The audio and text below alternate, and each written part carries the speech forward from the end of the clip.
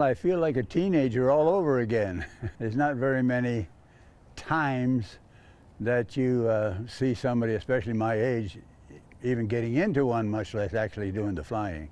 90-year-old Vietnam combat pilot Clyde Bridger flew a T-33 fighter jet over the Oconto Elk's 13th annual fly-in event to celebrate the Oconto J. Douglas Bake Airport's 75th anniversary. Clyde has continued to fly with his civilian license, but Saturday morning was the first time he was able to fly a jet again, the same kind he used to fly 65 years ago. It's like a bicycle.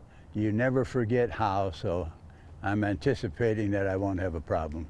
That's why I got a safety pilot in the back. The safety pilot and the plane's owner, Steve Jones, hopped in the cockpit with Clyde at Executive Air in the Austin Straubel International Airport and took off for their flyover. I'm going to think I've got the world at my feet again. Clyde put on a show, performing a 360 overhead approach and a touch-and-go landing.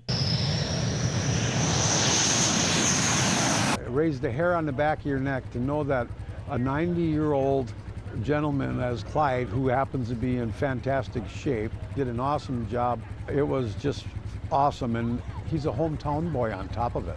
I graduated from Oconto High School on the 30th of May, and 3 days later I'm in the Air Force down in San Antonio. Spent over 20 years there. Wow. Retired in 1969.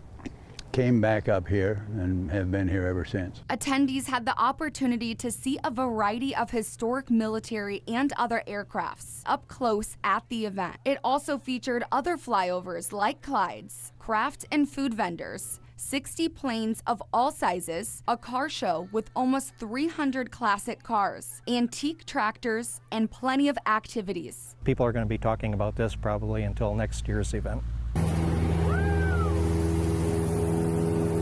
I was able to get an inside look above ground on one of the planes, riding around on a 4-seater plane from the Blue Sky Aviation Club in Pulaski. The private pilot flying, Mike Urban, flew the T-33 fighter jet 3 years ago during EAA in Oshkosh. The speed was much greater. The power going down the runway was fantastic.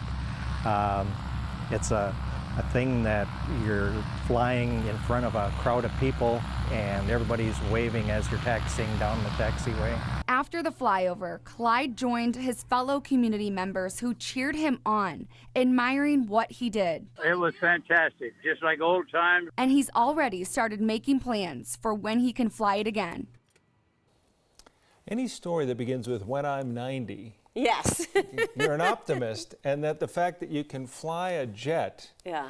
Because you think of how jets have changed. When you talk about the jet, the T-33 that Clyde had flown 65 years ago and the one he's now, that's more of a manual flying opportunity than the computerized jets right. that people are flying you're today. You're really flying when Way to go, Clyde. That. Love that. And just popping in there. The cockpit, that alone, I was impressed. When I'm 90, I want to come back and do a sportscast. Okay. Not really. Not really? Not no. really. I want to watch so a cool. sportscast when I'm 90. Come on. Okay. That's what I'd like to do. All right.